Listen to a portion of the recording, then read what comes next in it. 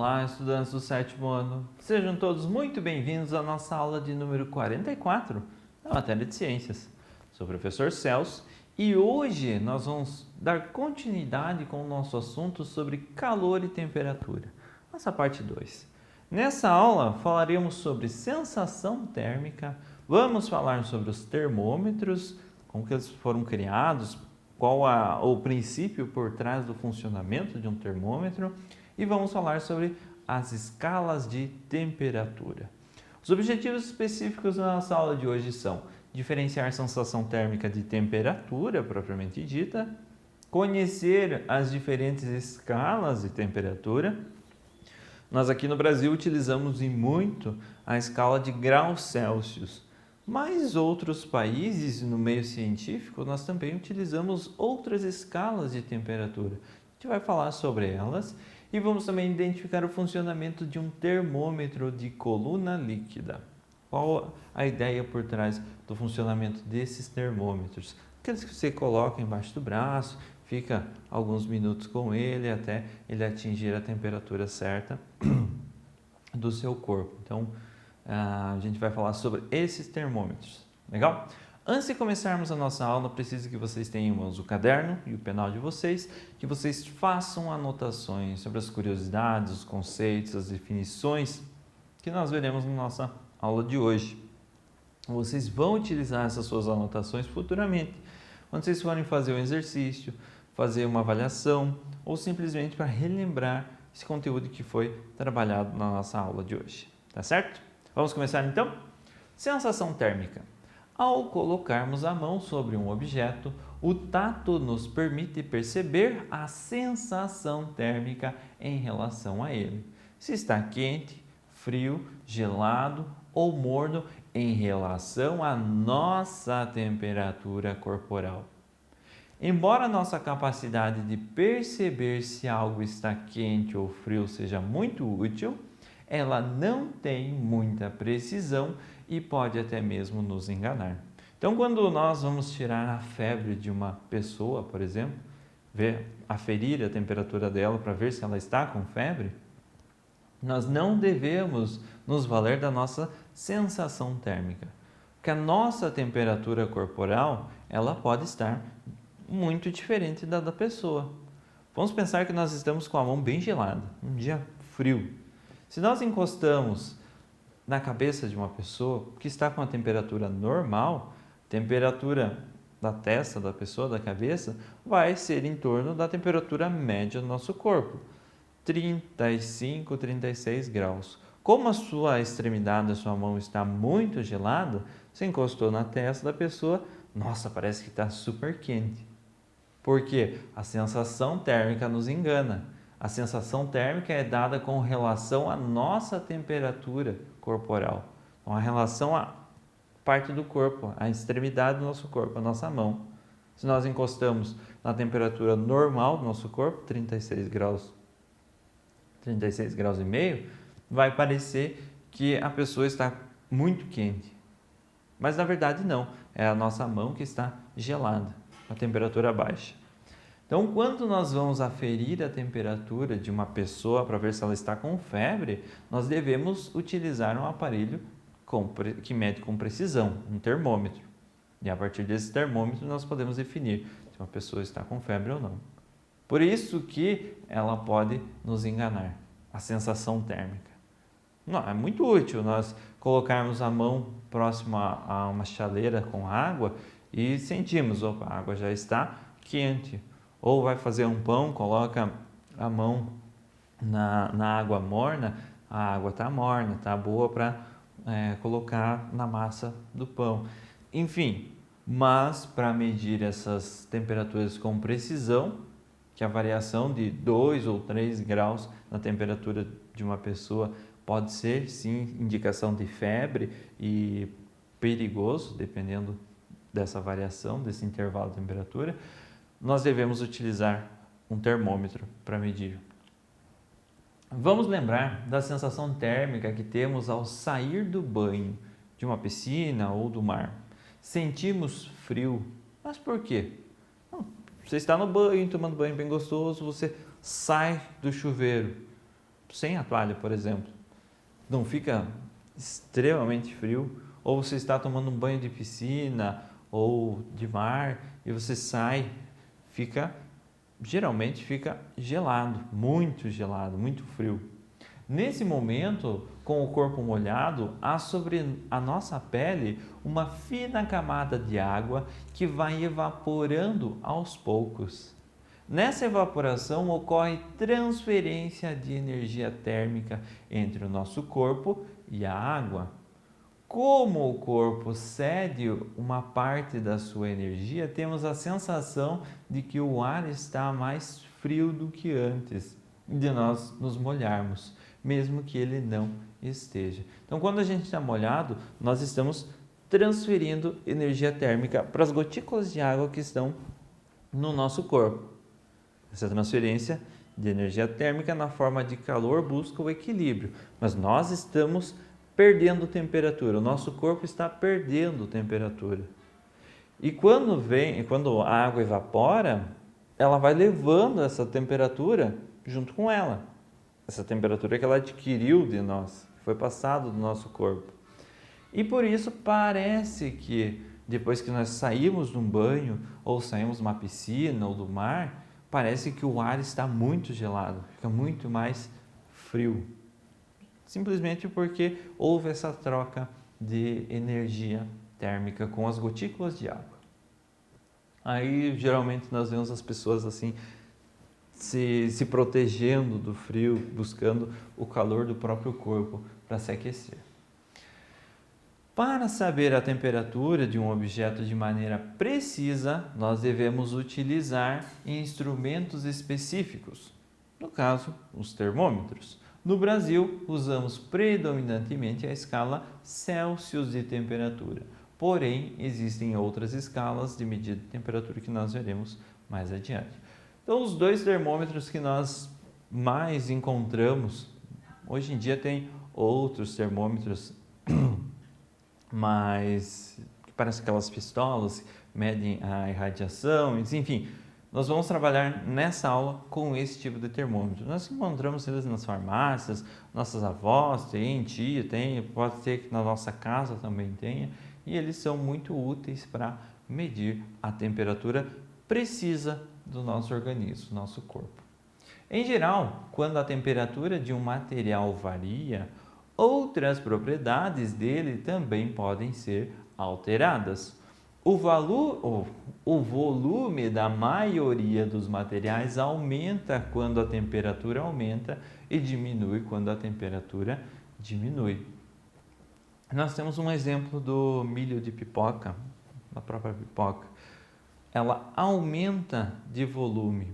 Por que aumenta de volume? Como que ela funciona? Dentro do grãozinho de pipoca, nós temos uma determinada quantidade de água. Quando ela está fritando na panela, aquecendo, essa água dentro da sementinha do milho, da sementinha da pipoca, ela vai se aquecendo também, aumentando a sua temperatura. Muitos materiais, quando aumenta a temperatura, aumenta também o seu tamanho. Então ela vai se expandindo. A água começa a aumentar o seu tamanho, se transformando em gás. E esse aumento de tamanho faz com que a semente, o grãozinho de pipoca, estoure, que não suporta mais aumentar o tamanho da quantidade de água. E esse estourar cozinha também a parte do albúmen ali da semente, mas ela estoura na forma da pipoca, que nós nos alimentamos depois. Então, é um grãozinho de milho que tem uma quantidade de água dentro específica. Quando é aquecida essa água, aumenta de tamanho e se torna o grão de pipoca, a pipoca. A agitação térmica das partículas de um objeto faz com que elas se afastem umas das outras. Então, as partículas que compõem a água, elas estão bem próximas. Vai aumentando a temperatura, elas vão aumentando a sua agitação. Nessa aumentar a agitação, elas vão batendo uma na outra e vão se distanciando cada vez mais. E esse distanciamento é que faz com que os objetos se expandam, aumentem o seu tamanho. Esse afastamento provoca aumento das dimensões do corpo, processo denominado de dilatação térmica. Então, a dilatação térmica é essa agitação térmica que aumenta e faz as partículas se afastarem e os corpos expandirem as suas dimensões, aumentarem um pouco as suas dimensões. Quando um corpo cede calor, sua temperatura diminui. Está cedendo calor, está diminuindo a sua temperatura. E suas partículas passam a se agitar em menor intensidade, aproximando-se umas das outras, diminuindo as dimensões do corpo, processo denominado de contração térmica. Ou seja, é o oposto da dilatação térmica. Aumentou a temperatura, afastam-se as partículas. Começou a reduzir a temperatura, as partículas vão ficando mais próximas, consequentemente, o tamanho de um corpo, as dimensões de um corpo reduzem. Aí nós temos algumas ideias de onde encontrar essa dilatação térmica. Se você tem dificuldade para abrir um vidro de conserva, derrama água quente na tampa, deixa uma grande quantidade de água quente na tampa, que o metal ele vai aumentar a sua agitação térmica das partículas, a temperatura do metal vai aumentar e vai se afastar essas partículas, ou seja, vai se tornar mais fácil de você abrir o vidro de conserva. Se vocês olharem as pontes, elas têm algumas canaletas. Por que elas têm essas canaletas? Justamente para dias muito quentes, onde o material da ponte, a ferragem da ponte, ela vai receber uma grande quantidade de calor, ou seja, a temperatura dela vai aumentar. Aumentando a sua temperatura, aumenta a agitação e ela se expande. Se expande um pouquinho, fecha-se as canaletas ali. Quando a temperatura do ambiente resfriar, baixar, a temperatura da ponte também baixa e essas canaletinhas vão ficar maiores. Se não tiver essas canaletas, nós temos o exemplo de baixo. Um trilho de trem que não foi deixado espaço entre um pedaço de ferro e outro, um pedaço do trilho e outro, justamente para ocorrer essa expansão. Aqui foi feito um coladinho com o outro. Quando aqueceu demais, a temperatura do ambiente elevou muito a temperatura dessa ferragem, dos trilhos, ele expandiu. Só que como não tinha espaço para onde expandir, ele acabou se contorcendo e ficou um trilho todo contorcido por conta da expansão, da dilatação térmica desse material. Quando resfriar, ele vai ceder, não vai voltar retinho ao normal, mas ele vai ceder um pouco e vai deixar um espaço entre um pedaço do trilho e o outro. Legal? E os termômetros? Alguns tipos de termômetros foram projetados em função dessa propriedade de expansão e redução do volume. Então, essa ideia da expansão dos corpos, expansão do trilho do trem ali, que fez toda aquela contorção, da expansão da ponte, enfim, do material que constitui, também funciona no termômetro. Muitos termômetros foram feitos inicialmente com essa ideia. O termômetro de coluna líquida é, em geral, utilizado para medir a temperatura do nosso corpo, do ambiente ou de substâncias em laboratório. Sua extremidade inferior contém o líquido, que pode ser álcool ou mercúrio. Atualmente é mais utilizado o álcool. O mercúrio ele é um metal pesado, tóxico para o nosso organismo e para a natureza, então deixaram de utilizar o mercúrio e estão utilizando mais o álcool numa concentração específica. Conectado a ele encontra-se um tubo de vidro bem graduado segundo a temperatura do líquido. Então, nós temos um termômetro. Nesse termômetro, a parte de baixo vai ter esse líquido, álcool ou mercúrio, e o vidro do termômetro vai ser graduado. 5 graus, 10 graus, 20 graus, 30 graus, 40 graus. Conforme o líquido vai subindo, ele vai dando a temperatura do líquido. Então, se o líquido subiu até 38 graus, quer dizer que o líquido lá dentro está a 38 graus, certo? E segue essa propriedade de expansão.